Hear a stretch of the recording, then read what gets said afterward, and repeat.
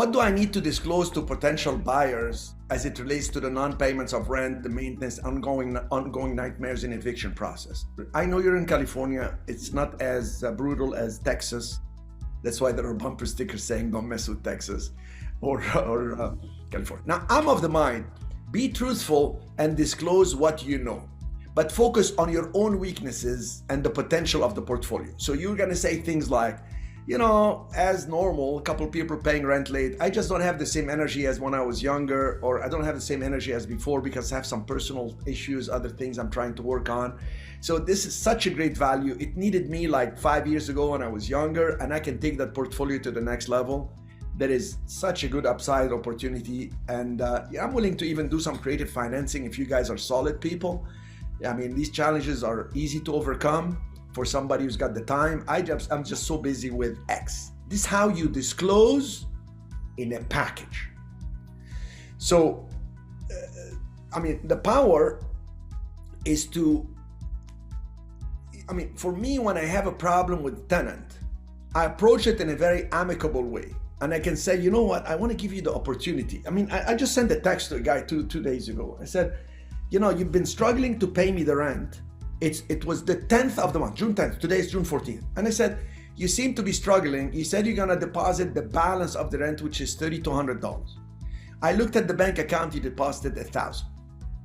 Now, when somebody's paying late, I get involved. I have a whole team. I have attorneys, accountants, heck, my nephew is my CPA in-house there, etc. I have external, but when it comes to tenant paying late or recruiting tenants, I want to be involved. So I sent him the text. I said, listen, Carlos, I don't want to fight with you. I don't want to give you a hard time, but you're making me look bad to the bank. So I want to give you the opportunity to leave. The balance that you owe, we can settle it outside when you leave the space. I have 2 tenants lined up and we already ran an ad. And by the way, here is the ad for the space you're in. So he responded immediately, I'm so sorry, it's just that I didn't have cash and I was going to deposit cash. Like whatever story he wanted to give me as an excuse, next day he deposited the balance. So whatever he was going to shove me in the priorities of people to be paid, he now shoved me to the top line. So with tenants who are not paying you, try to work it out amicably. Can you leave sooner? Can I help you with the move? There was a guy that threatened me one time, long time ago. He said, you are free because I went to a fight in Vietnam when I was, this many years ago. So I said, thank you for your service. I'm not telling you that I don't appreciate who you are and this is this. All I'm asking you is, how can I help you leave? If you want, I can pay a company to bring you a truck and 2 people will come and it's part of the package I'll pay for. They will move you out. And you know what? Keep the deposit. Like I'll send you back the deposit. You've been like 20 days late. You don't have to worry about this month. I'll even give you back the deposit. And then he was like screaming on the phone. He's like, okay, so what are you saying here? You're gonna pay me to leave? Yes. And it worked out. Cash for keys, cash talks. Even if you gotta pay thousands of dollars to get them out and physically move them somewhere else, it's gonna be cheaper in California than going to an attorney, and the attorney will charge you. One of the ways to promote your package, Peter, is you can offer seller carryback financing. That's gonna help a lot. Because then you're going to pull up investors because you're not going to sell to homeowners, but you can. I would also offer your properties as a 1031 exchange. And like you advertise, if you're in a 1031 exchange, need a package of properties, we have from 1 to X number of properties, okay? That's number 2. Maybe set up a real estate fund and cash yourself out. I don't know if you know, but you can set up a fund and I can set you up with a fund like this. We helped somebody get out of strip malls in Florida by setting up a fund for him. And he sold incrementally all his assets and came out so he can just manage the assets. His money's out and he went and put it in the properties that are triple net, no Ds, because his strip malls, the way he bought them is mom and pop operations. So he has peace of mind. He's now managing the fund, offering lower things, and eventually he'll sell it for more.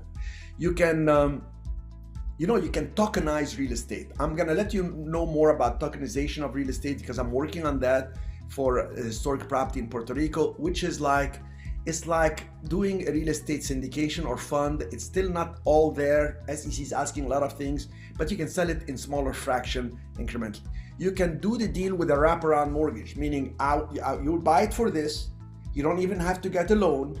We can keep our existing loans and then wrap around. I'll take the down payment. You make a payment in escrow, principal interest tax insurance, going to pay my principal interest tax insurance, and the difference will come to me.